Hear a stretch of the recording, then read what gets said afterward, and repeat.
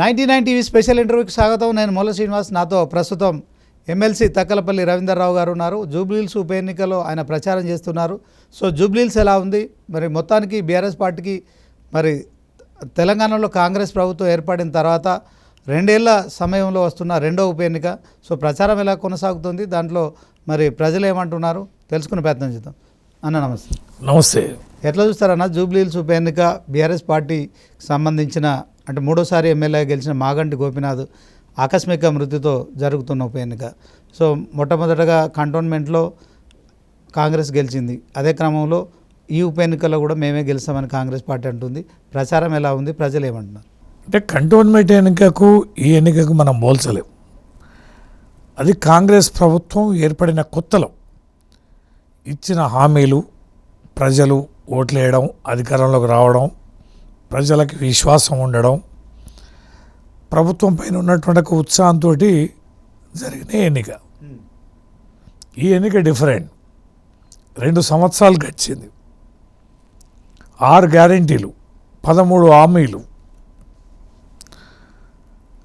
100 రోజుల గడువు వారు విధించుకుంది. 2 సంవత్సరాలు గడిచింది. చాలా అసహనంతో ఉన్నారు ప్రజలు. 100 రోజులు ఎక్కడ, 2 సంవత్సరాలు ఎక్కడ. తర్వాత ప్రభుత్వం ఆ గ్యారెంటీలను అమలు పరుస్తానే విశ్వసనీయతను కూడా కోల్పోయాను. అంటే అప్పు చేసిండ్రు, ఇంత అప్పు ఉందని తెలియదని రకరకాలుగా ప్రభుత్వమైన గత ప్రభుత్వం పైన నిత్యం నిందించడం, కేసీఆర్ గారి కుటుంబాన్ని, కేసీఆర్ గారిని నిందించడం, అనేకమైన గత ప్రభుత్వం గురించి చర్చలు పెట్టి దివాలా కోరతనం, అది స్పష్టం. సంపదను సృష్టించడం వదిలేసి రాష్ట్ర ప్రభుత్వం అప్పుల పాలైందని నిరంతరం మాట్లాడుతూ చేస్తున్న యాగిరం ఏదైతుందో విశ్వసనీయత కోల్పోయిన సందర్భం ఇది.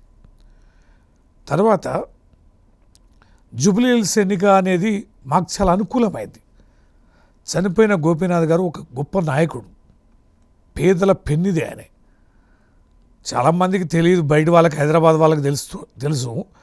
జూబ్లీహిల్స్ నియోజకవర్గం పేరుకు జూబ్లీహిల్స్ అని పేరే కానీ అది చాలా స్లమ్ ఉన్న నియోజకవర్గం. అవును. ఎర్రగడ్డ కానీ, షేక్పేట కానీ, రైమత్ నగర్ కానీ, బోరబండ కానీ, యూసఫ్గూడ కానీ, వెంగళరావు నగర్ కానీ, ఈ యొక్క డివిజన్లన్నీ కూడా 95% స్లమ్ ఉన్న ప్రాంతం ఇది. పేదలు, బడుగు, బలహీన వర్గాలు, అనేకమైన వ్యతలు, సమస్యలు ఉన్నవారు. గోపీనాథ్ గారు కొండంత అండగా ఉండేది. అనేక అభివృద్ధి కార్యక్రమాలు చేశారు, సంక్షేమ కార్యక్రమాలు చేశారు. డబుల్ బెడ్రూమ్ ఇల్లు కట్టారు, వారు కమ్యూనిటీ హాల్స్ కట్టారు, ఫంక్షన్ హాల్స్ కట్టారు, కొన్ని రోడ్లను విస్తరణ చేశారు, పార్కులు కట్టారు, అనేకమైనటువంటి మెడికల్ క్యాంపులు నిర్వహించారు, పండుగలు కానీ ఇతర కార్యాలు కానీ నిర్వహిస్తూ గొప్పగా చేస్తూ అనేక మంది గిఫ్టులు ఇస్తుండేది. రాత్రనక పగలనక ప్రజలకు అందుబాటులో ఉండేది. అలాంటి నేత కోల్పోవడం అనేది, వారి కుటుంబానికే టికెట్ ఇవ్వడం అనేది, వారి శ్రీమతి సునీత గారికి ఇవ్వడం అనేది ఇవాళ ప్రజలు హ్యాపీయెస్ట్గా ఉన్నారు. కనుక మాగంటి గోపీనాథ్ గారి మీద ఉన్న సానుభూతి కూడా మాకు అనుకూలమైంది. ప్రభుత్వ వ్యతిరేకత అనేది కూడా మాకు అనుకూలమైంది. మూడోది ఏంటంటే అక్కడ ఉన్న ఇళ్ళన్నీ కూడా ప్రభుత్వ స్థలాలలో వేలాదిగా ఉన్నటువంటి పేదల ఇళ్ళు ఉన్నాయి. కాబట్టి హైడ్రా పేరిట అనేక ప్రాంతాల్లో వారు చేస్తున్న దమనకాండ, కూల్స్తున్న విధానం, ధనికుల జోలికి పోకపోవడం, పేదల ఇళ్లను మాత్రం కూల్చడం అనేది కూడా ఈ యొక్క నియోజకవర్గ ప్రజలందరూ కూడా గమనిస్తున్నారు. కాబట్టి కాంగ్రెస్ పార్టీని గెలిపిస్తే ఏ రోజైనా మాకు ఇది ఇబ్బందికరమైనటువంటి భయంతో కూడా వారు ఉన్నారు. కనుక కుటుంబ సానుభూతి, కేసీఆర్ గారు చేసిన అభివృద్ధి సంక్షేమ కార్యక్రమాల మీద అపారమైన ప్రేమ వెలగడం, ఈ ప్రభుత్వం చేసిన డోకా బాకీలన్నీ ఏవైతే ఉన్నాయో అవి ప్రజలు గుర్తుపెట్టుకోవడం అనేది మాకు ప్రధానంగా కలిసి వచ్చే అంశం. కాబట్టి ఎన్నిక అనేది మాకు చాలా అనుకూలంగా ఉందనేది గత 4 రోజుల నుంచి మేము పనిచేస్తున్నాం. బూత్ కమిటీలను నిర్మాణం చేసుకున్నాం. ప్రచార కార్యక్రమాన్ని కూడా మేము కొనసాగిస్తున్నాం. మాకు అక్కడ వాతావరణం అయితే 100% మేము గెలుస్తామనే విశ్వాసం కలుగుతుంది. ఓకే సార్, ఇప్పుడు మీరు ఓవరాల్గా హ్యాట్రిక్ ఎమ్మెల్యే గోపీనాథ్ గారు గెలిచారు. సో ఆయన ఆకస్మిక మృతితో నిజంగానే సానుభూతి, ఆ ఓట్ల కోసం మీరు మాగంటి సునీతమ్మ గారికి టికెట్ ఇచ్చారు. ఇదే క్రమంలో 11 సంవత్సరాలు ఆయన ఎమ్మెల్యేగా ఉన్నా కూడా అభివృద్ధి చేయలేదని కాంగ్రెస్ విమర్శిస్తోంది. దీనికి ఏం చెప్తారు? స్వతంత్రం వచ్చిన కానించి ఎంత అట్టడుగున ఉన్న నియోజకవర్గము శ్రీనివాస్ గారు. నేను అనడం కాదు, 99 టీవీని పంపించండి, ప్రతి డివిజన్ పంపించండి. అండర్ డ్రైనేజీలు కానీ, సీసీ రోడ్లు కానీ, రోడ్ల విస్తరణ కానీ, పార్కులు కానీ, అనేకమైనటువంటి కమ్యూనిటీ హాల్స్ కానీ, టెంపుల్స్ నిర్మాణం కానీ, మంచినీరుకి సంబంధించి కానీ, ట్రాన్స్ఫారాలు కరెంటు లైన్లు వేయించడం అనేది కానీ, పేదలకు సంబంధించిన ఎన్ని పనులు అభివృద్ధి కార్యక్రమాలు జరిగినాయో స్వతంత్రం వచ్చిన కాంచి 2014 వరకు ఒక లెక్కేయండి, 14 తర్వాత ఈ 2 టర్ములు లెక్కేయండి. 23 ఛాలెంజ్ చేస్తాను 23 వరకు జరిగిన అభివృద్ధిని ఎన్నడూ కూడా చూడలే. అది జూబ్లీహిల్స్లో చేయలేదు బీఆర్ఎస్ పార్టీ అధికారంలో ఉన్నప్పుడు అని కాంగ్రెస్ ఆరోపిస్తుంది. 10 ఏళ్ళు రేపు ప్రజాక్షేత్రంలో తేలుతుంది కదా శ్రీనివాస్ గారు. వారు చేసింది ఏంటంటే 2 ఏళ్ళలో చేసింది ఏంది. ఇప్పుడు ఎన్నికల కోసమని నిన్న మొన్న ఏదో ఫౌండేషన్ స్టోన్లు వేసారు. ఏ నియోజకవర్గం పదం పాండి, ఏ నియోజకవర్గంలో నేను హైదరాబాద్ ఇడ ఎన్నిక ఉంది కనుక శంకుస్థాపన చేశారు, వర్క్ చేయలే. 200 కోట్లతో అభివృద్ధి పనులు చేశాం, ప్రారంభోత్సవాలు కాదు, ప్రారంభోత్సవాలు కాదు, శంకుస్థాపనలు. నేను ఓవరాల్గా చూద్దాం. ఏ హైదరాబాద్లో పునాది రాయిలు ఎక్కడైనా పునాది రాయి వేసి మనకి ఇది నిర్మాణం అయిందని చెప్పమని చూపించండి. ఎక్కడికైనా పోదాం, ఏ నియోజకవర్గానే పోదాం. ఇవన్నీ అభివృద్ధిని మొత్తంగా కుంటుపడేసి బేలతనాన్ని ప్రదర్శిస్తున్న ప్రభుత్వం తప్ప మరొకటి కాదు. హైదరాబాద్లో నయా పైసా పని జరగలే, ఏమంటే కూల్చోడు తప్ప అభివృద్ధి జరగలే. ఓకే, ఒక్క ఇల్లు కట్టినా చూపించమన్నాడు శ్రీనివాస్ గారు. మీరు ప్రూవ్ చేయండి ఇల్లు ఎక్కడ కట్టారో. కేసీఆర్ గారు కట్టిన కొన్ని ఇల్లు పంపిణీ చేయకుండా ఉన్న వాటిని మూసి పరివాహిత వాళ్ళని వీళ్ళని కలిసి తోలిస్తుంది తప్ప వాళ్ళు కట్టిన ఒక్క ఇల్లు పునాది రాయి చూపించండి. 2 ఏళ్ళు అయింది. వాళ్ళ 6 గ్యారెంటీలే కదా గృహాలు అనేటివి. ఎక్కడ ఇల్లు, ఎక్కడ పెన్షన్లు, ఎక్కడ 2500, ఎక్కడ తులం బంగారం, ఎక్కడ సిలిండర్ బోనస్. అంటే గత ప్రభుత్వంలో మీరు 8 లక్షల కోట్ల అప్పులు చేశారు. సో ఆర్థిక వ్యవస్థను మీరు ధ్వంసం చేసిపోయారు. దాన్ని చక్కదిద్దుకోవడం కోసం మేము అప్పులు చేస్తున్నాం. అదే క్రమంలో ఇక ఇచ్చిన హామీలు నెరవేర్చలేకపోతున్నామని కాంగ్రెస్ చెప్పుకుంటుంది. ఈ చిల్లర మాటలు ఎన్నిసార్లు మాట్లాడతారండి వాళ్ళు శ్రీనివాస్ గారు. ఇప్పుడు వాళ్ళ అధికారంలో ఉన్న పార్టీ కదా, ఆయనే అన్నాడు కదా, అధికారం అంటే కాంగ్రెస్ ఏందో తెలుసు, సంపద సృష్టించడం మాకు తెలుసు, మేము అభివృద్ధి కార్యక్రమాలు ఎట్లా చేయడం మాకు తెలుసు అని మునగాలుగా ఆయన బయట్స్ ఉన్నాయి కదా, మాట్లాడినవి ఉన్నాయి కదా. 8 లక్షల అప్పు ఉందా, లేకపోతే అది 6 లక్షల అప్పు ఉందా, 3.5 లక్షలు ఉందా? నిండు పార్లమెంట్లో రఘునందన్ రావు ఎంపీ గారు ప్రెస్ చేస్తే 3.5 లక్షల కోట్ల అప్పు తెలంగాణకు ఉందని చెప్పినది. దాంతో బొక్కబోర్ల పడ్డారు. వీళ్ళు 8 అంటారు. ఏదున్నా తెలంగాణకు ఉన్న అప్పు ఎన్నికల ముందు వీళ్ళకి తెలుసా తెలియదా? అది గోప్యమా, దాస్తే దాగేదా? ఈ రాష్ట్రానికి అప్పు ఎంత ఉందో తెలీదా? ఈ రాష్ట్రానికి ఆదాయం ఎంత ఉందో తెలీదా? ఈ రాష్ట్రంలో వాళ్ళు మేనిఫెస్టో ప్రకటించేదానికి ప్రకటించడానికి అయ్యే ఖర్చు ఎంతో తెలీదా? ఆ ఖర్చుకు తగ్గ ఆదాయం అనేది వస్తుందా లేదా తెలీదా? అంటే ఇవన్నీ తెలియకుండానే మేనిఫెస్టో తయారు చేశారా? ఇవన్నీ తెలియకుండానే ప్రజలకు హామీ ఇచ్చారా? ఇవన్నీ తెలియకుండానే కలబొలి మాటలు మాట్లాడారా? ఏంటండి, అన్యాయం కదా, మోసం కదా. అగో ఆ మోసం దగానే ఇప్పుడు జూబ్లీహిల్స్ నియోజకవర్గ ప్రజలు బ్రహ్మాండంగా మాట్లాడుతున్నారు. ఓకే, ఒక 200 కోట్ల రూపాయలతో మీరు అన్నట్టు సరే ఎక్కడికెక్కడ పునాది రాళ్ళు వేస్తున్నారు. ప్రభుత్వం అధికారంలో ఉంది కనుక ప్రజలు ప్రభుత్వంపైకి మరి కొంత సానుకూలంగా ఉండే ఈ ఉప ఎన్నిక విషయంలో జూబ్లీహిల్స్ కావచ్చు, మొన్న కంటోన్మెంట్ కావచ్చు, కొంత జనాల్లో కూడా అవేర్నెస్ పెరుగుతుంది. అధికారంలో ఉన్న ప్రభుత్వానికి ఓటేస్తే లాభం, కానీ బీఆర్ఎస్కో బీజేపీకి ఓటేస్తే ఏం లాభం ఉంటుంది, వాళ్ళు ఏం చేయగలుగుతారనే ఒక ఈ మైండ్ సెట్ విషయంలో మీరు ప్రజలకు ఏం చెప్తారు? దీనికి విచిత్రంగా ఉంది. నేను నిన్న ఇవాళ పాదయాత్రలు చేస్తాను. ప్రజలు ఏమంటారు, అయ్యా కాంగ్రెస్ వాడు రాని, వాడిని బుద్ధి చెప్తాం, వాడు 100 రోజులలో చేస్తామన్నాడు, 100 రోజులలో చేస్తామన్నాడు, 2 ఏళ్ళైనా చేయలే. ఇప్పుడు కనుక ఈ ఉప ఎన్నికల్లో మేము కాంగ్రెస్ వాడికి ఓటేసినాం అనుకో, ఇక 3 ఏళ్ళలో కూడా ఏడువాడు 100 ఏళ్ళలో చేస్తానని 2 సంవత్సరాలైనా ఏకపోయినా మాకు బుద్ధి రాక మేము ఓటేసి గెలిపిస్తే వీళ్ళు మాటలు వింటారు, ఈ జనాలకు బుద్ధి లేదు, ఓట్లప్పటికి పైసలు తీసుకుని ఓట్లేస్తారనే అభిప్రాయానికి వస్తారు కదా కాంగ్రెసు, 3 నెలల్లో కూడా ఇక పనిచేయరు. ఈ ఎన్నికల బుద్ధి చెప్తేనే, ఈ ఎన్నికల ఓడిస్తేనే ఏమన్నా ఒళ్ళు జాగ్రత్త పెట్టుకొని వచ్చే ఎన్నికలకి మరి ఇబ్బంది అయింది. ఉన్న గవర్నమెంట్ కూడా వీక్తుంది, ఉన్న ఎమ్మెల్యేలు కూడా పోతారు, మొత్తం తిరుగుబాటు అయింది. కంట్రోల్ చేసుకోవాలని కనీసం ఇచ్చిన హామీలను నెరవేర్చడానికైనా ప్రయత్నం చేస్తాడు. కాల్స్తేనే ప్రయత్నం చేస్తాడు. ఈ ఎన్నికల్లో ఓడిస్తేనే మాకిచ్చిన హామీలను మేము గుర్తు చేసినట్టు అవుద్ది. మేము కనుక మద్దతు ఇస్తే ఓట్లలో పైసలు తీసుకుని జనం ఓట్లు వేసినారని మంచిగా నిమ్మలంగా ఉంటాడు. ఏమున్నా గిట్టనే మేనేజ్ చేసుకోవచ్చు అని ఇక రూపాయి పని చేయడు. ఓకే, జూబ్లీహిల్స్లో లోకల్ నాన్ లోకల్ అనే ఒక విధానాన్ని అంటే నిన్న ఎవరికైతే కాంగ్రెస్ టికెట్ ప్రకటించారో నవీన్ యాదవ్ ప్రచారం చేస్తున్నట్టు తెలుస్తుంది.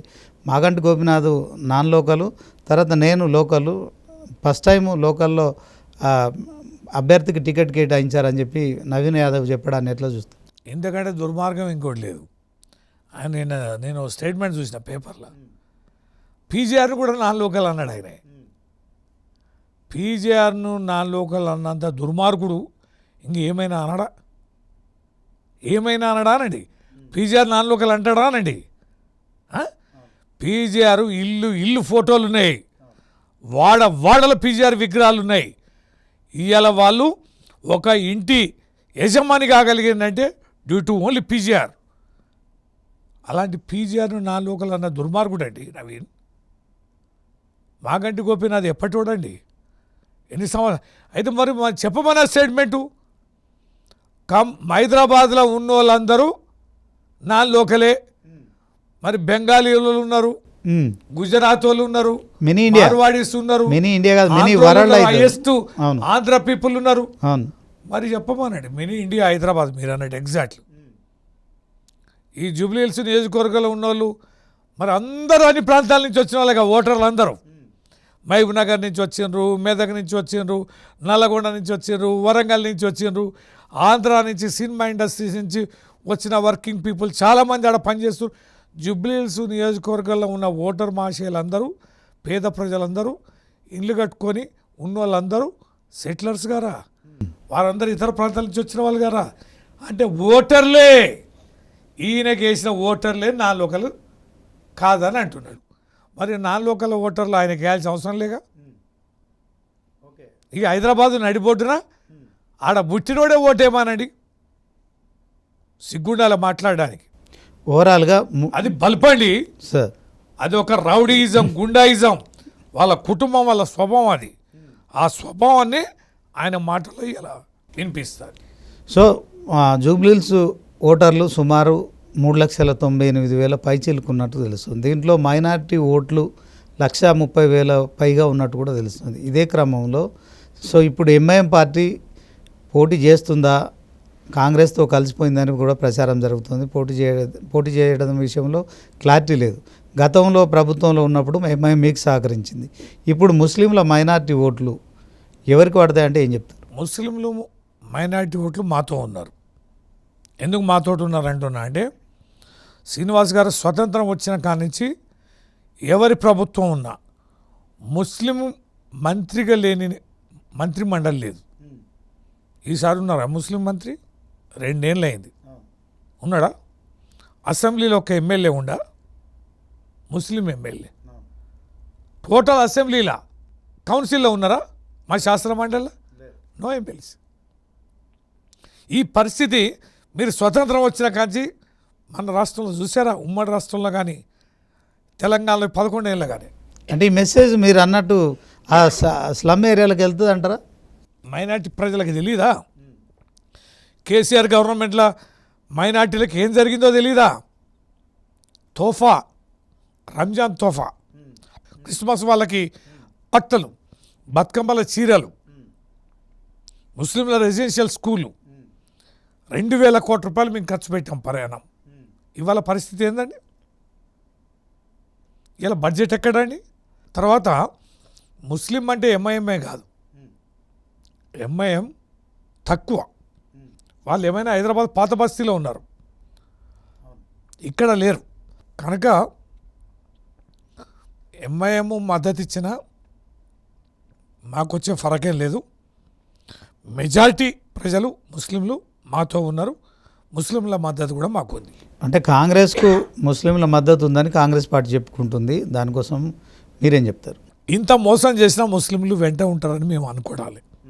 ఇప్పుడు మేము తిరుగుతున్నాం కదా, మాకు ఎక్కువగా స్పందన కనిపించేదే ముస్లింలు. రేవంత్ రెడ్డి గారి ప్రభుత్వంలో ముస్లింలకు తీరని అన్యాయం జరిగింది కనుక 80% కాంగ్రెస్కు అనేది నా అభిప్రాయం. జూబ్లీహిల్స్ నియోజకవర్గంలో కాంగ్రెస్ ఎలాగైనా గెలుపొందాలనే లక్ష్యంతో మీరు ఎక్కడైతే అంటే రేషన్ కార్డులు కావచ్చు, సన్నబియ్యం లాంటి వాటిని కూడా ప్రచారం తీసుకువెళ్తుంది. జూబ్లీహిల్స్లో అభివృద్ధితో పాటు వీటన్నిటిని కూడా పేద ప్రజలకు పంచుతుంది.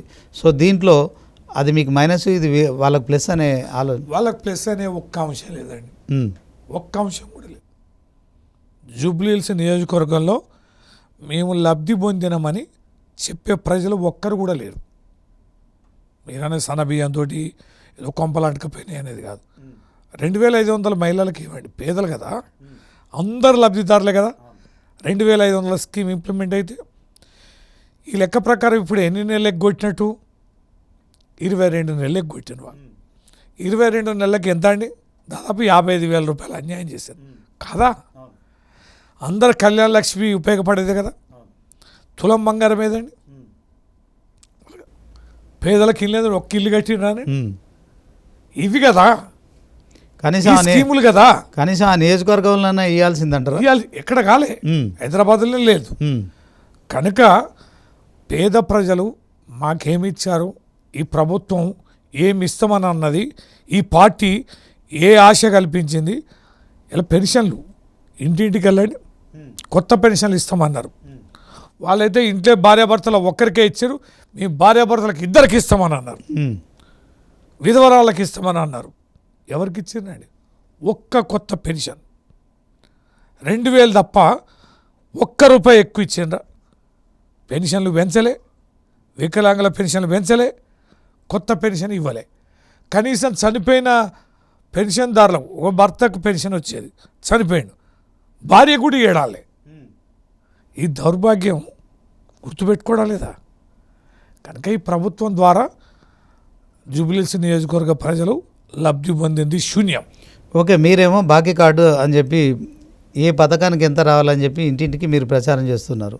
సో అదే క్రమంలో కాంగ్రెస్ కూడా దోకా కార్డు అని చెప్పి కూడా వాళ్ళు కూడా తీసుకొస్తున్నారు. వాస్తవానికి బాకీ కార్డుకు దోకా కార్డుకు తేడా ఏంటో చెప్పగలరు? బాకీ కార్డు అనేది అధికారంలో వచ్చాక మేమేమని చేస్తామని చెప్పి 100 రోజుల్లో హామీ ఇచ్చి 2 సంవత్సరాలైనా అమలు పరచలేదు.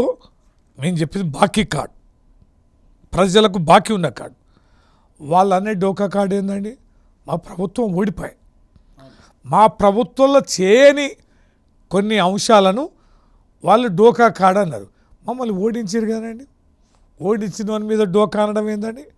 నువ్వు ఒకవేళ నువ్వు చెప్పినట్టు డోకా చేసింది ప్రభుత్వం అని అప్పుడు చెప్పినావు, చెప్తే ప్రజలు నువ్వు ఆశ కల్పించినావు.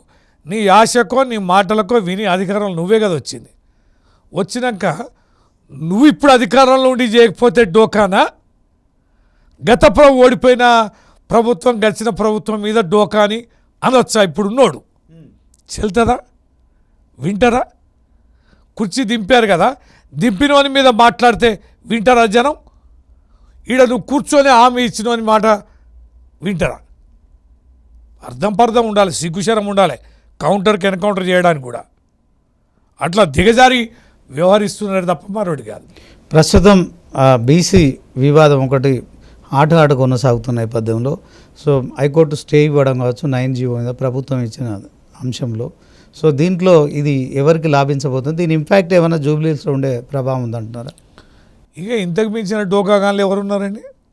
ఇప్పుడు శ్రీనివాస్ గారు, కేసీఆర్ గారి ప్రభుత్వంలో బీసీలకు 34% అసెంబ్లీలో తీర్మానం చేసి కేంద్రాన్ని పంపించి అనేక రకాలుగా ప్రయత్నం చేస్తే అది సుప్రీంకోర్టు దాన్ని కొట్టేసింది.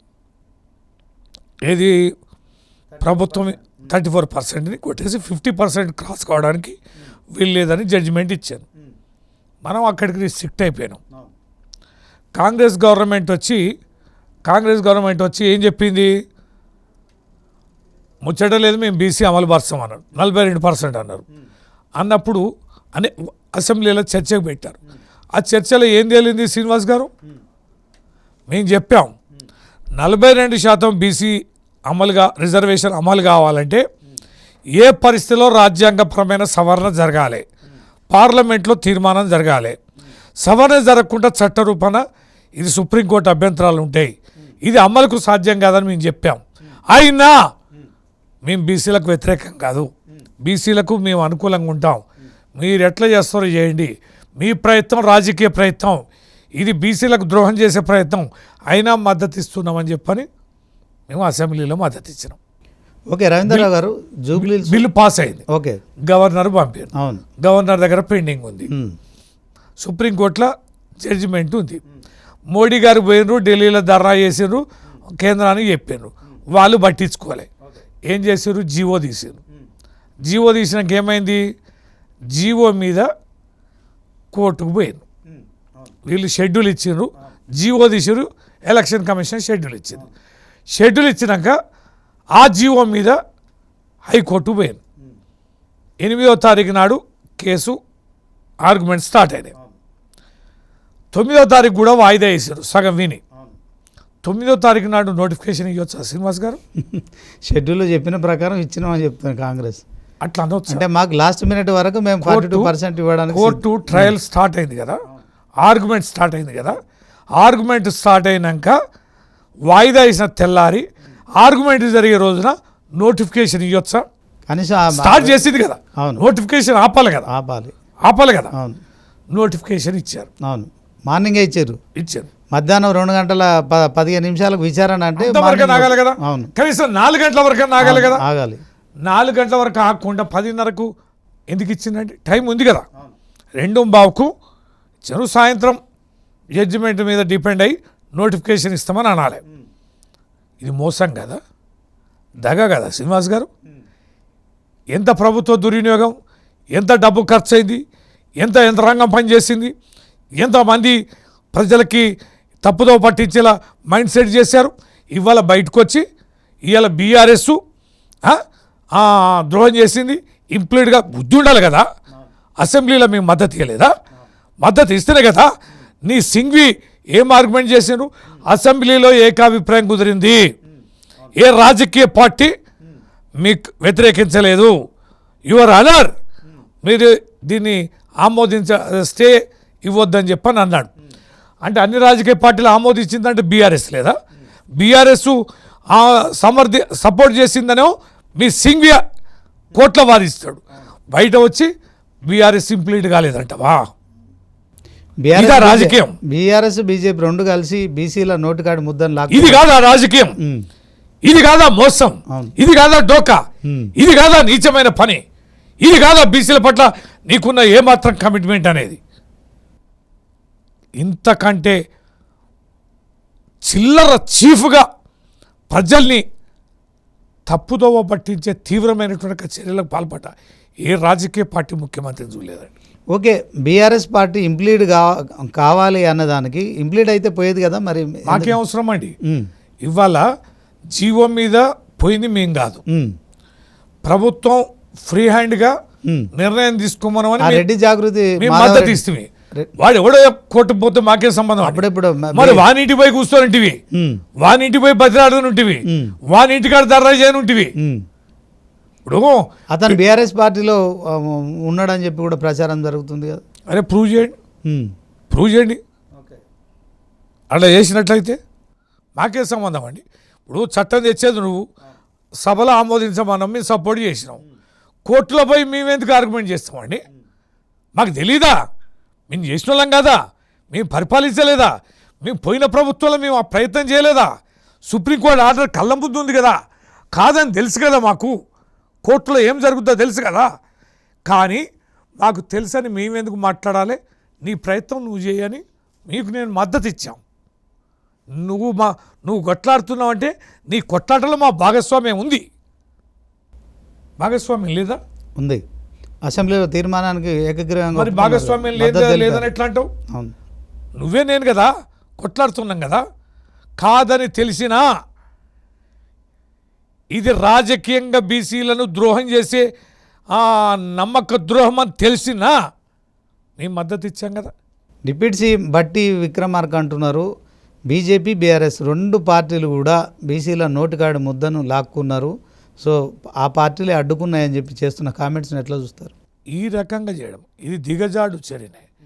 ఈ రకంగా రాజకీయంగా దిగజారిపోతున్న ప్రభుత్వ స్థాయిని ఏ రకంగానైనా కాపాడుకోవాలి, స్థానిక ఎన్నికలలో విజయాన్ని పొందాలనే లక్ష్యంతో చేసిన ఒక రాజకీయ కుట్ర కోణం, విద్రోహపరమైనటువంటి ఆలోచన తప్ప మరొకటి కాదు. ఓకే, ప్రతి ఎన్నికల మీటింగ్లో కావచ్చు, తర్వాత ప్రతి సందర్భంలో కేసీఆర్తో మీరుంటారు. రూట్ మ్యాప్ చేసిన తర్వాతనే కేసీఆర్ గారు బయటకు వస్తారు. ఈ ప్రతి సందర్భం నేను కూడా చూస్తున్నా ఒక 15 సంవత్సరాల నుంచి. సో రవీంద్రరావు గారు ఎందుకని కేసీఆర్ గారు ఫామ్ హౌస్లోనే ఉంటున్నారు? సో దీంట్లో మరి ఎందుకని ఆయన కొంత మరి ఏదైతే ప్రతిపక్ష పదవిలో ఉండడం, ప్రజలు ఇచ్చిన తీర్పును ఆయన కొంత అలిగారా? అసలు ఎందుకని ఆయన రావడం? అలికేం కాదండి. రేవంత్ రెడ్డి గారి మాటలు డే 1 నుంచి మీరు గమనించండి. ఒక ముఖ్యమంత్రి ప్రతిపక్ష నాయకుడి మీద చేస్తున్న వ్యాఖ్యలేనా? ఒక ముఖ్యమంత్రి గత ప్రభుత్వం పైన, కుటుంబం పైన, వ్యక్తిగా, ప్రభుత్వ పరంగా చేస్తున్న దాడులు ఏందండి? కేసులు, కమిషన్లు, సిట్లు, ఏసీబీలు, అనేక రకమైనటువంటి ఏజెన్సీలు, సిబిఐలు, ఇన్కమ్ ట్యాక్స్లు, ఈడీలు, అటు కేంద్రం రాష్ట్రం రెండు ప్రభుత్వాలు మూకుమ్మడిగా కేసీఆర్ గారిని ఇబ్బంది పెట్టడానికి చేస్తున్న కుట్రలు ఒక పక్కన, వాటిని ఎదుర్కోవడం. గత ప్రభుత్వం పైన ఎప్పుడైనా ఇంత దాడి జరిగిందా శ్రీనివాస్ గారు? ఒక ముఖ్యమంత్రి మీద. నెంబర్ 1. నెంబర్ 2 ఏంటంటే ఏ ముఖ్యమంత్రి కూడా రాష్ట్రం తెచ్చిన నేత, గత ముఖ్యమంత్రి, ఈ దేశంలో ప్రతిష్టాత్మకమైనటువంటి వ్యక్తి, చాలా గొప్ప నేత కేసీఆర్. ఆ నేత పట్ల మాట్లాడుతున్న తీరు ఏందండి? ఇలాంటి నేత పరిపాలిస్తున్నప్పుడు, ఇలాంటి రెండు ప్రభుత్వాలు ఈ రకంగా ఇబ్బంది పెడుతున్నప్పుడు ఎదుర్కోవడానికి తన ప్రయత్నం తను చేస్తున్నారు. గౌరవం లేని చోట అవమానపరచడం కోసం ఎందుకు రావాలి? సందర్భం వస్తుంది శ్రీనివాస్ గారు, రారనేది కాదు, సందర్భం వస్తుంది, టైమింగ్ వస్తుంది. ఉద్యమ సమయంలో కూడా మీరు చూశారు, కేసీఆర్ గారు తగ్గినప్పుడల్లా పని అయిపోయింది, అమ్ముడు పోయిందని రకరకాల కుట్రలు, కుతంత్రాలు, ఎన్ని వల్గర్ భాష మాట్లాడేది మీకు తెలియదు కాదు. కానీ ఆఖరికి ఏమైంది? కేసీఆర్ చచ్చుడో తెలంగాణ వచ్చుడో అని సిద్ధమైంది కదా, తెలంగాణ వచ్చింది కదా. ఢిల్లీ పోయేటప్పుడు ఏర్పడ్డ కొత్త తెలంగాణలోనే అడుగు పెడతా అన్నారు, తెలంగాణలో అడుగు పెట్టారు కదా. కాబట్టి కేసీఆర్ గారు వస్తారు, సందర్భం ఉంది, టైమింగ్ ఉంది. గొప్ప నేతలు మా పార్టీలో ఉన్నారు, ఫైట్ చేసే నేతలు కేటీఆర్ గారు, హరీష్ రావు గారు, మా జగదీశ్వర్ రెడ్డి గారు, మాలాంటి ఎంతోమంది నేతలం ఉన్నాం, కొట్లాడుతున్నాం. ఈయన పనితనానికి, ఈయన ప్రభుత్వాన్ని ఎదుర్కోవడానికి మా శక్తి చాలు. కేసీఆర్ గారు ప్రజల కోరిక మేరకి వచ్చే సందర్భం ఉంది, ఆ సందర్భానుసారంగానే వస్తారు.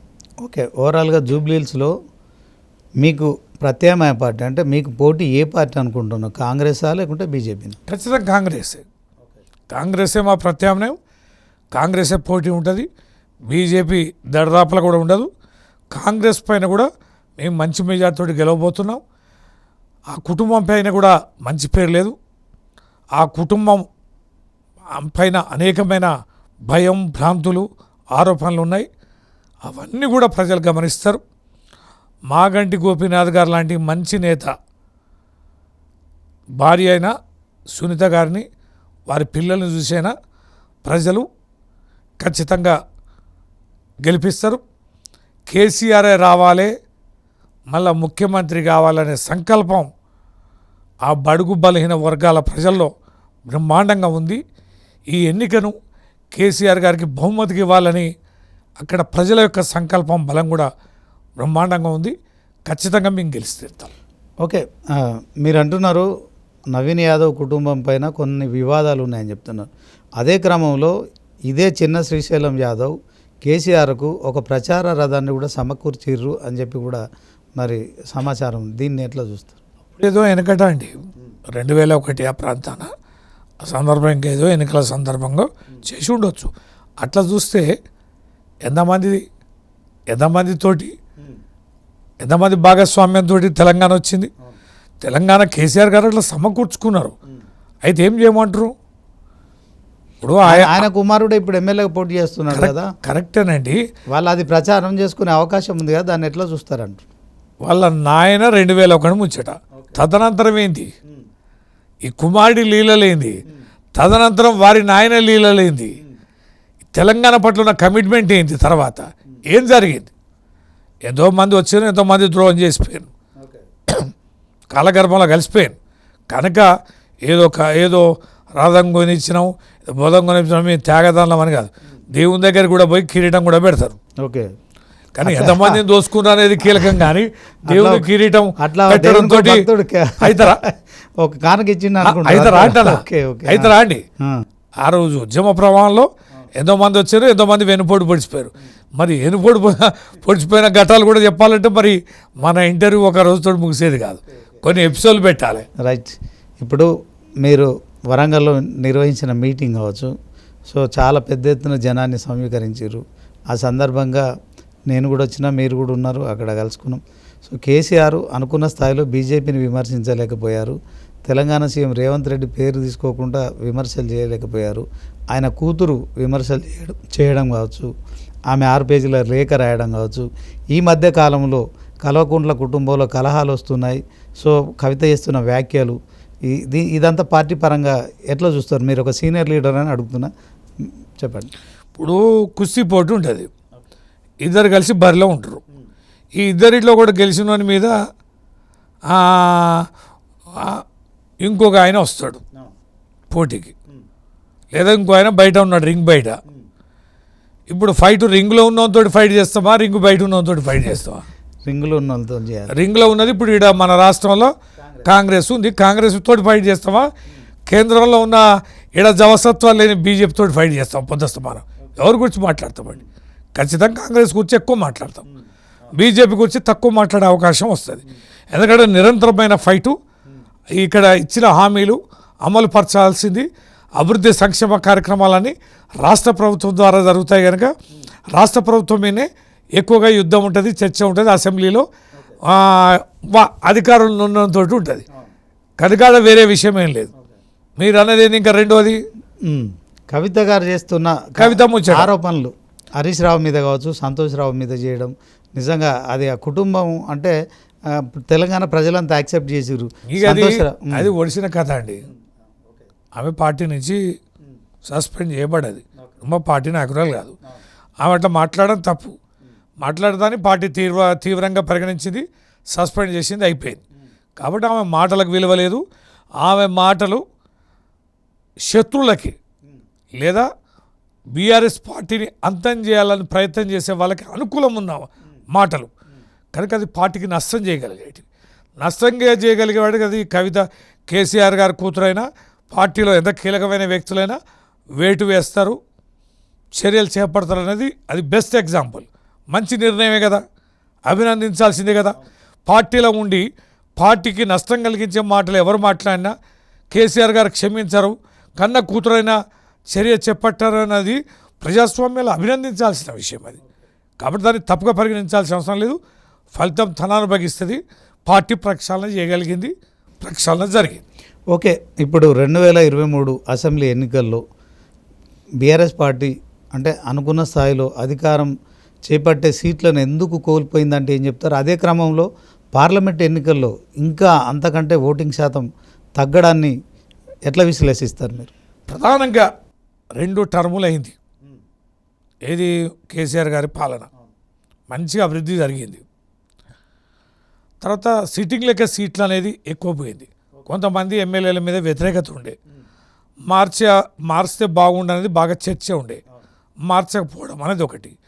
అన్నిటికంటే కీలకమైంది ఏంటంటే విపరీతంగా హామీలు ఇవ్వడం. కాంగ్రెస్ అన్ని 2 లక్షలు రుణమాఫీ అని, 10,000 కాదు కేసీఆర్ ఇచ్చేది మేము 15,000 ఇస్తామని, 2,000 పెన్షన్ కాదు మేము 4,000 పెన్షన్లు ఇస్తామని, 6,000 పెన్షన్లు, ప్రతి మహిళకి ఇంటికి ప్రతి స్త్రీ 2500 మీ అకౌంట్లో వేస్తాం చూడండి. ప్రభుత్వం ఏర్పడిన సంతకం పెట్టిన తొలి రోజు నుంచి అమ్మాలన్న. కాబట్టి ప్రజలు కూడా మీరు చూడండి, కేసీఆర్ బాగానే చేసిండు, కేసీఆర్ గారి మీద కోపం లేదు, ఉండే కొద్దిమంది ఎమ్మెల్యేల మీద కోపం ఉండే, కానీ వీళ్ళకు కూడా ఒకసారి అవకాశం ఇద్దాం, మార్పు చూద్దాం, వీళ్ళు కూడా చాలా చేస్తామంటారు కదా, మళ్ళీ మునగాడు చాలా అన్నాడు కదా, సంపదను సృష్టిస్తాం, బ్రహ్మాండంగా మాకు అభివృద్ధి చేయడం తెలుసు అని అన్నాడు కదా.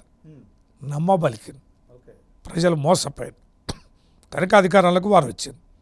మీరు అన్నట్టుగా ఇంకో అంశం ఏంది, పార్లమెంట్ ఎన్నికలు. మేము ఓడిపోవడం, వెంటనే కొద్ది రోజుల పార్లమెంట్ ఎన్నికలు రావడం, దేశంలో 2 కూటముల మధ్యన ఎన్నిక జరిగేది, ఒకటి ఇండియా, ఒకటి ఎన్డీఏ. ఇండియా కూటమిలో జరిగిన ఎన్నికగానే ట్రీట్ చేశారు.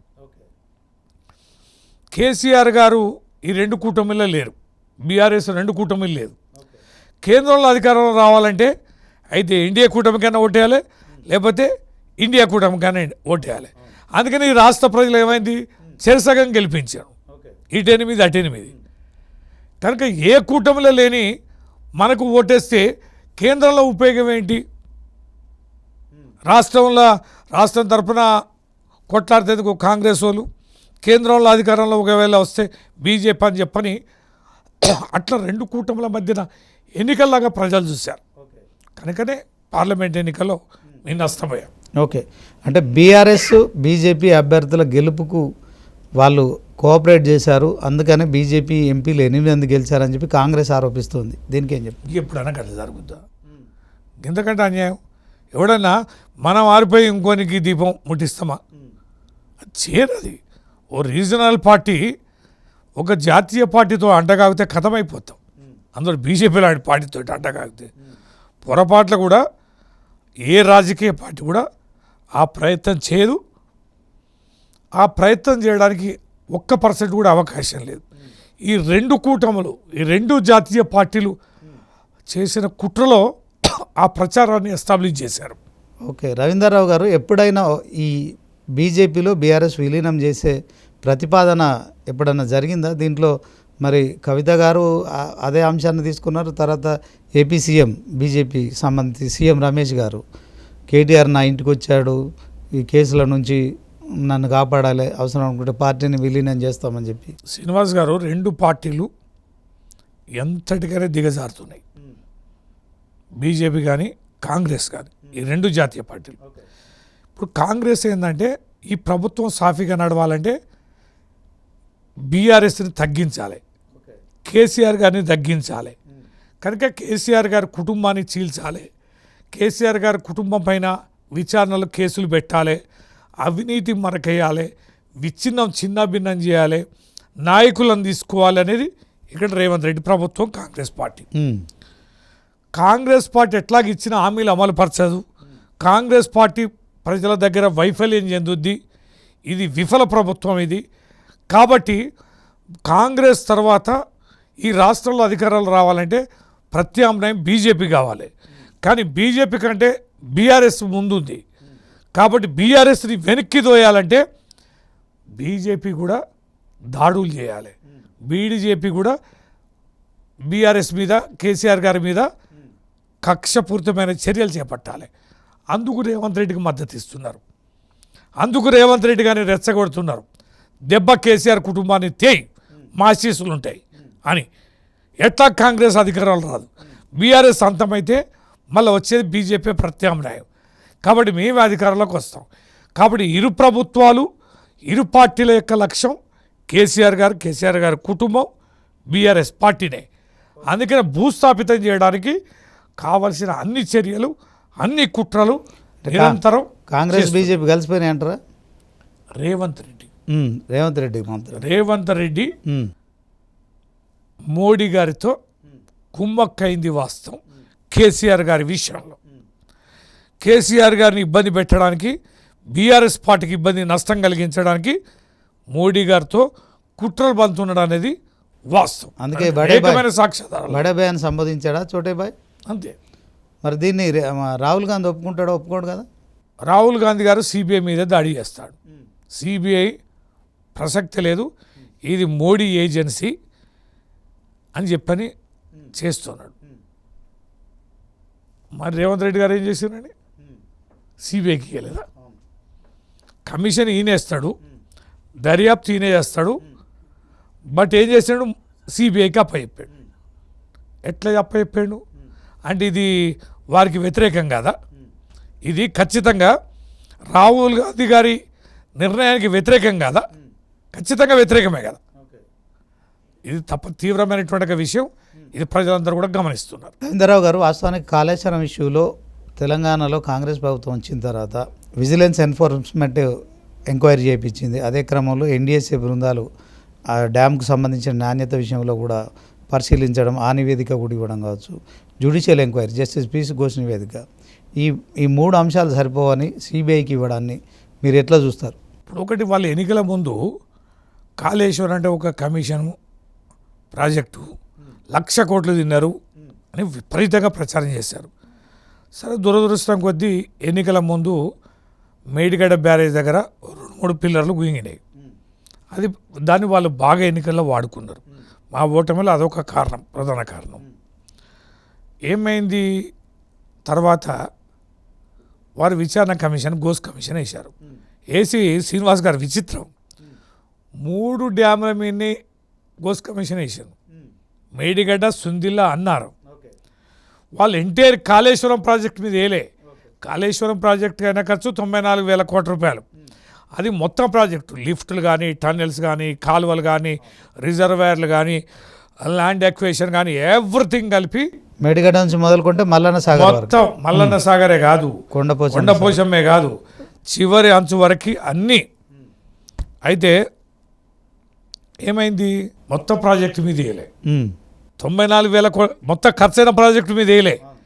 3 బ్యారేజీలకు ఎంత ఖర్చు అయింది? 10,800 కోట్లు ఖర్చు అయింది. అందులోటి డ్యామేజ్ అయింది ఏంది? ఒక మేడిగడ్డ బ్యారేజ్. మేడిగడ్డ బ్యారేజ్కి అయిన ఖర్చు ఎంత? 4,000 కోట్లు. బ్యారేజ్కి అయిన ఖర్చు ఎంత? 1,200 కోట్లు. ల్యాండ్ ఎక్వేషన్ అంత కలిపితే 4,000. బ్యారేజ్కి అయిన ఖర్చు 1,200. సుందిల్లా అన్నారం చిన్న బొంగలు పడ్డాయి. వీరు విచారణ కమిషన్ వేసే నాటికి పూర్తి చేసేది కూడా. అవి వెల్ కండిషన్లు ఉన్నాయి. మరి ఘోష్ కమిషన్ గారు 3 బ్యారేల మీద దర్యాప్తు చేశారు. చేసి ఏమైనా అవినీతి చేసిందని తెలిసిందా? ఇన్ని 1,000 కోట్లు తిన్నారా అన్నారా? ఆయన వేసిదే 10,800 కోట్ల మీద. ఏం చేసిండు ఆయన సాంకేతికపరమైన అంశాలు కొన్ని, తుమ్మిడేడు దగ్గర కట్టాల్సి ఉండే, మేడిగడ్డ దగ్గర కట్టినరు, అనుమతి తీసుకున్నారా, అనుమతులకు సంబంధించి ఇతర అంశాలకు సంబంధించి అంత ఆయన కమిషన్లు రాసిండు. దాంట్లో ఏం లేదు కనుక, డొల్లతనం కనుక, కేసీఆర్ గారి మీద చర్యలు చేపట్టడానికి ఏమాత్రం అవకాశాలు లేవు కనుక చేతులు ఎత్తేసి సిబిఐకి అప్పచెప్పాడు. అంతే తప్ప మరొకటి కాదు. ఓకే, అంటే గత కొంతకాలం నుంచి తెలంగాణ మంత్రులు పొంగులేటి కావచ్చు, తర్వాత తెలంగాణ సీఎం రేవంత్ రెడ్డి కావచ్చు, చాలామంది మాట్లాడుతూ ఉన్నారు. సో అవినీతికి పాల్పడింది కేసీఆర్ కుటుంబం, కల్వకుంట్ల కుటుంబం, అందరు కూడా జైలుకి వెళ్తారు. ఫార్ములా ఈ రేస్ కేసు విషయంలో కేటీఆర్, కాళేశ్వరం అండ్ టెలిఫోన్ ట్యాపింగ్లో కేసీఆర్, తర్వాత ఇంకా హరీష్ రావును కూడా కొన్ని అంశాల్లో ఏదైతే ఉందో అందరు కూడా జైలుకి వెళ్తారని చెప్పి కూడా ప్రచారం చేస్తున్నారు. నిజంగా కేసీఆర్ జైలుకి వెళ్తారా? ఎన్నికల ముందు ఇదే ప్రచారం చేశారు. ఇప్పుడు ఏమైంది? ఎన్నికల ముందు ప్రచారం చేసి అధికారంలోకి వచ్చాను. ప్రచారం వచ్చాక దాన్ని నిజాలు చేయాలని చెప్పని ప్రయత్నం చేశాను. విద్యుత్ దాని మీద కమిషన్ వేసాను. నివేదిక ఇచ్చి చాలా కాలం అయింది. ఏమైంది? దాని మీద చర్చ ఉందా? లేదు. కార్ రేసింగ్లో పాయే 40-50 కోట్ల రూపాయలు, 46 కోట్ల రూపాయలు వాళ్ళ అకౌంట్లో పడ్డాయి అన్నారు. వాళ్ళు ఒప్పుకునే అన్నారు. మరి క్యాబినెట్ది ఉందా, అది ఉందా అని లేనిపోని అంతేకనాలు తీసిరు. అది పక్కకు పెట్టిండ్రా. అది అయిన తర్వాత ఏమైంది? Phone tapping. 3-4 పోలీస్ అధికారులను, ఒక సామాజిక వర్గం అధికారులను తీసుకుపోయి వాళ్ళ కసి తీర్చుకున్నారు, హింస పెట్టి. ఏమైంది? సిఎస్ను పెట్టిండ్రా, డీజీపీని పెట్టిండ్రా, ఇంటెలిజెన్స్ ఐజీని పెట్టిండ్రా. వీళ్ళందరూ భాగస్వాములు కదా. హోమ్ సెక్రటరీని పెట్టిండ్రా. వీళ్ళందరికీ తెలియకుండా ఫోన్ ట్యాపింగ్ జరగదు కదా. ఫోన్ ట్యాపింగ్ జరిగితే వీళ్ళందరూ బాధ్యులే కదా. ఏమైంది మరి? పాయ్ అనే. మరి ఎవడు ఆపిండండి? మేము పోయి అరెస్ట్ చేద్దామా అన్నావా? మేము అనలే కదా. మరి 2 ఏళ్ళ నుంచి ఏం చేస్తాను అంటే, 2 ఏళ్ళ నుంచి తప్పు చేసిందని పూట కడుతున్నావు. డైవర్షన్ పాలిటిక్స్ చేస్తున్నావు. గత ప్రభుత్వం మీద మాట్లాడుతున్నావు. ఈ ప్రభుత్వంలో ఇచ్చిన హామీలని పక్కదో పట్టించడానికి మాట్లాడుతున్నావు. ప్రభుత్వ వైఫల్యాల్ని కప్పపుచ్చుకోవడానికి కోసం నిరంతరం గత ప్రభుత్వం గురించి మాట్లాడుతున్నావు. కానీ ఇప్పుడు జరిగేది ఏందండి? ఎవడాపిండండి? ఏం చేయలేరు, ఏం తప్పు చేయలేదనేది కూడా తేట తెల్లమవుతుంది. అందుకనే చేతులు ఎత్తేసే పరిస్థితి ఉంది. నా వల్ల కావడాలేదు, ఆదుకో బడాబాయి అని చెప్పని బడాబాయిని ఆశ్రయించిన అనేది మొన్న సిబిఐ ఎంక్వైరీ తోటే మనకు అర్థమైంది.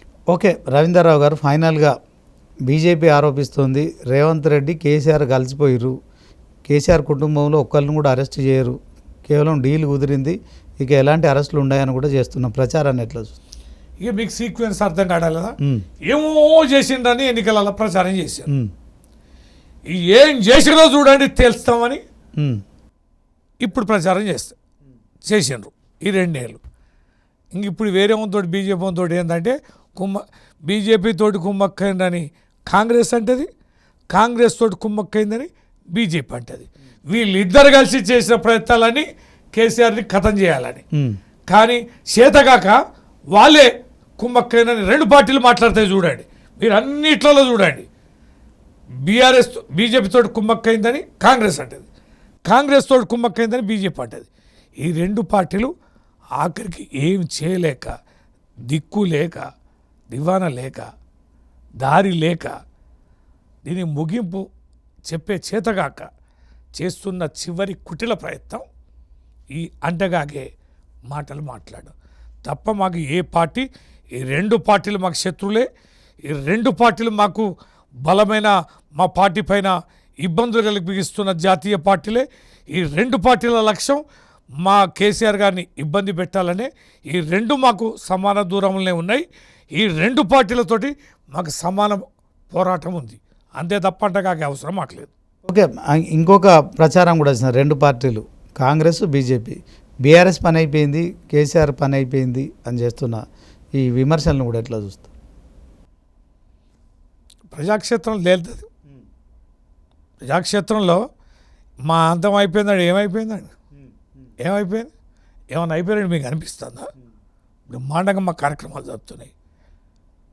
బ్రహ్మాండంగా కేసీఆర్ గారి నాయకత్వంలో పార్టీ ఉంది. చెక్కు చెదరకుండా ముప్పేట దాడి చేస్తారు. 2 కేంద్ర రాష్ట్ర ప్రభుత్వాలండి, ఈ 2 జాతీయ పార్టీలని మొక్కవోని దీక్షతో ఎక్కడ భయపడక, కేసులకు భయపడక, ఎన్ని ఒత్తిడి పెట్టినా, ఇన్కమ్ ట్యాక్స్ దాడులు చేసినా, ఈడీ కేసులు పెట్టినా మేము ఎక్కడ తొనకడాలే, బెనకడాలే, మా మనోనిబ్బరం చెదరడాలే నిలబడి ఉన్నాం. ఇంకా మేము గట్టి పడుతున్నాం, రాడు తేలుతున్నాం. రాబోయే రోజుల్లో ఖచ్చితంగా కేసీఆర్ గారు ముఖ్యమంత్రి అవుతారు, బీఆర్ఎస్ పార్టీ అధికారంలోకి వస్తాయి. సార్, ఇప్పుడు కాళేశ్వరం నుంచి ఒక్క చుక్క నీటిని వాడకుండా కాంగ్రెస్ ప్రభుత్వం గత బీఆర్ఎస్ ప్రభుత్వం కంటే ప్యాడీ ప్రక్రూట్మెంట్లో మేము ఎక్కువ దిగుబడి చేసినామని చెప్పుకుంటుంది. దీన్ని ఎట్లా చూస్తారు? మరి చేస్తే 14 ముందు ఉండాలి కదా. 14 ముందు ఎవరు పరిపాలించారని? కాంగ్రెసే కదా.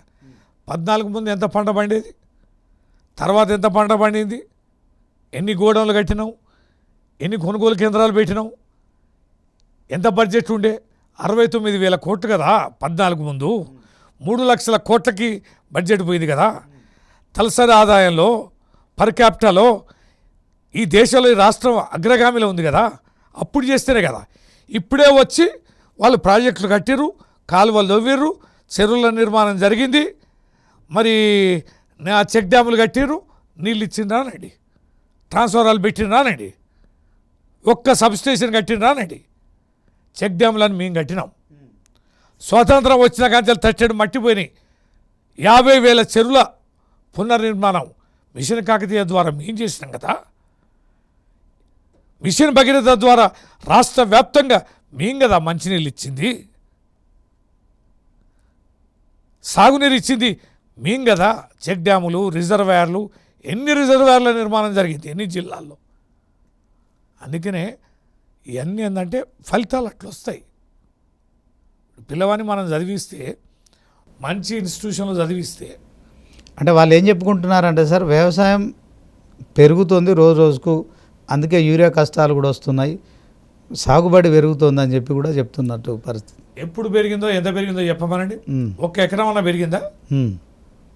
ఒక్క ఎకరమైనా మేము ఎంత రైతు బంధు మేము ఎంత ఇచ్చినాం? 10,000. 1,52,00,000 ఎకరాలకు మేము ఇచ్చినాం. ఓకే, వీళ్ళు ఎంతకి ఇచ్చారు? 1,49,500,000 ఇచ్చారు. కొంచెం తగ్గించిందా? ఒక 2-2.5 లక్షలకు తగ్గించింది.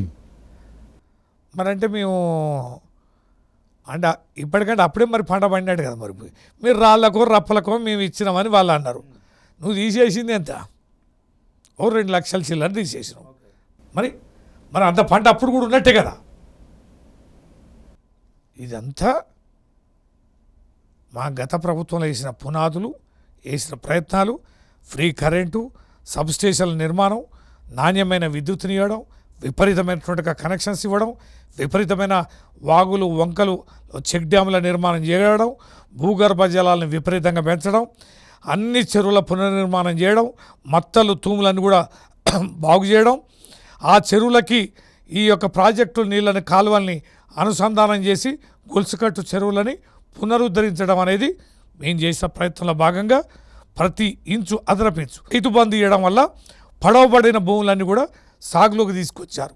ఎరువులు కొనుక్కున్నారు, మిషనరీస్ దిగినాయి, రాళ్ళు రప్పలు అన్నీ కూడా భూమిలో బాతిపెట్టి వ్యవసాయ పంట పొలాలుగా రైతులు మార్చుకున్నారు. అందుకనే వ్యవసాయం అగ్రభాగాన ఈ రాష్ట్రంలో, ఈ దేశంలో పంజాబ్ని, హర్యానాని మించి నెంబర్ 1 రాష్ట్రంగా తెలంగాణ నిలిచింది. కారణం కేసీఆర్ గారు చేసిన ఆ 9 ఏళ్ల పరిపాలనలో ఇచ్చిన ఇన్ఫ్రాస్ట్రక్చర్, చేసిన అభివృద్ధి ఫలాలే కంటిన్యూషన్. ఓకే సార్, ఇప్పుడు కాంగ్రెస్ ప్రభుత్వం మరొకసారి తుమ్మిడిహట్టు దగ్గర ప్రాజెక్టు నిర్మించాలనుకుంటుంది. దీన్ని ఎట్లా చూస్తారు? చేయమనండి, వారే కదా పునాదేసింది. గౌరవనీయ వైఎస్ఆర్ గారు ఆడ తుమ్మిడిహట్టు దగ్గర డ్యామ్కి పునాది వేసాడు. డ్యామ్ మాత్రం కట్టలే, పునాదే ఉంది, ఒక్క రాయి కూడా వేయలే లోపల. కానీ కాలువలు దోమాను, అడ్వాన్స్ పేమెంట్స్ ఇచ్చి. ఎవడన్నా బ్యారేజ్ కట్టకుండా కాలువలు దోమవచ్చా? పక్క రాష్ట్రాలతో వివాదాలు ఉంటే, పక్క రాష్ట్రాలతో మాట్లాడకుండా, బ్యారేజీ కట్టకుండా, ప్రాజెక్టు కట్టకుండా నీ కమిషన్లు నింపుకోవడానికి మాత్రం కాలువలు దోమినావు. పక్క రాష్ట్రాల ద్వారా వివాదం ఉంది, బ్యారేజీ కట్టడం ఇబ్బందికరం ఉంది. కనుకనే ఇబ్బంది లేని చోట మనం కట్టుకొని, నీళ్ళు వచ్చే చోట మనం కట్టుకొని, యావత్ తెలంగాణకి నీళ్ళు అందించే ఒక ప్రక్రియని కేసీఆర్ గారు కాళేశ్వరం ద్వారా పూర్తి చేశారు. ఓకే సార్, ఇప్పుడు కర్ణాటక ప్రభుత్వం ఆల్మట్టి డ్యామ్ ఎత్తు పెంచుతోంది. 5 మీటర్లు ఎత్తు పెంచడానికి సిద్ధమైంది. దానికి సంబంధించిన క్యాబినెట్లో ఆమోదం కావచ్చు, బడ్జెట్ అలొకేషన్ కూడా అయిపోయింది. మునగాడు ఆపాలిగా మరి, కాంగ్రెస్ గవర్నమెంట్ కదా అక్కడుంది.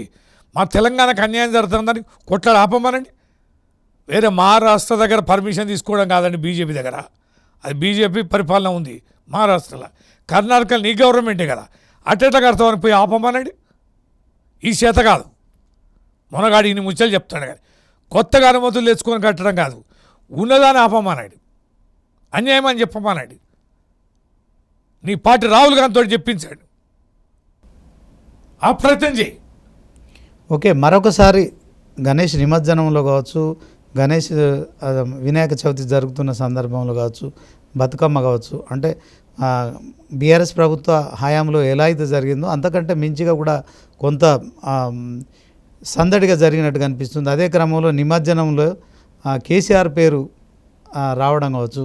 సో నిజంగా సారే కావాలంటున్నారు, సారే రావాలంటున్నారు అనేదానికి ఇది జనంలో కనిపిస్తున్న స్పందనగా భావించవచ్చా? యావత్ తెలంగాణ రాష్ట్ర అభిప్రాయం అది, కేసీఆర్ గారు రావాలని. ఎంత పొరపాటు చేసినామని ఇలాంటి బ్రోకర్ మాటలు విని అంత గొప్ప నేతని మనం కూలిపోయినామని. అంటే ప్రజల్లో ఉందా అండి? మీరు ఎక్కడైనా మీరు 99 టీవీ పెట్టి పోండి, యూరియా కోసం క్యూలు కట్టడం ఏందండి?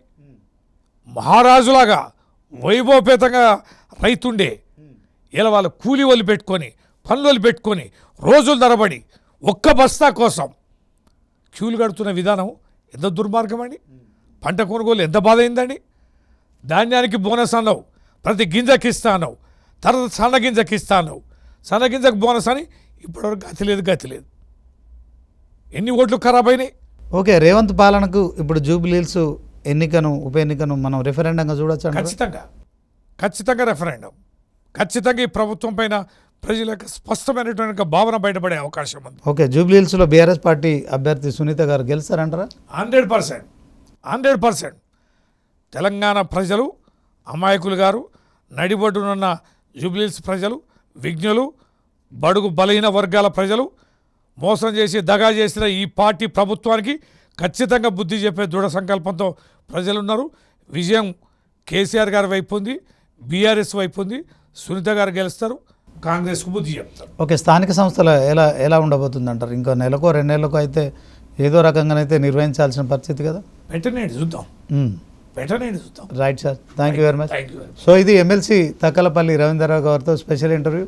మొత్తానికి జూబ్లీహిల్స్లో ఖచ్చితంగా బీఆర్ఎస్ పార్టీకి గెలుపు తథ్యం, దీన్ని ఎవరు ఆపలేరు. కాంగ్రెస్ ప్రభుత్వం పై ఉన్న వ్యతిరేకత మాత్రమే మాకు గెలుపుకు తోడ్పడుతుంది. అదే క్రమంలో బీజేపీ విషయంలో ఖచ్చితంగా ప్రజలు ఎప్పుడు కూడా మరి తెలంగాణ రాష్ట్రంలో ఆ స్థాయిలో లేరు కనుక సో మరి మాగంటి గోపీనాథ్ సానుభూతి కావచ్చు, తర్వాత హైదరాబాదులో బీఆర్ఎస్ పార్టీ చేసిన అభివృద్ధి కావచ్చు, 10 ఏళ్లలో ఖచ్చితంగా ఇప్పుడు 3వ సారి మరి ఆయన ఎమ్మెల్యేగా గెలిచారు కనుక ఉప ఎన్నిక వచ్చింది. ఆయన మరణం తర్వాత ఆ మరణం సంబంధించిన అంశంలో ఆయన అభిమానులు, కార్యకర్తలు, ప్రజలంతా కూడా ఉప ఎన్నికలో ఆయన మరొకసారి వాళ్ళ సతీమణిని గెలిపించడానికి ఖచ్చితంగా సిద్ధంగా ఉన్నారు. ఇదే ఊపు స్థానిక సంస్థల ఎన్నికల్లో ఉంటుంది. ఇక కేసీఆర్ మీద రోజు రోజుకు మరి ప్రజల్లో అభిమానం పెరుగుతుంది, కాంగ్రెస్ ప్రభుత్వంపై వ్యతిరేకత పెరుగుతుందనే అభిప్రాయాన్ని వ్యక్తం చేస్తున్నారు. ఇది ఇవాల్టి స్పెషల్ ఇంటర్వ్యూ. చూస్తూనే ఉండండి 99 టీవీ.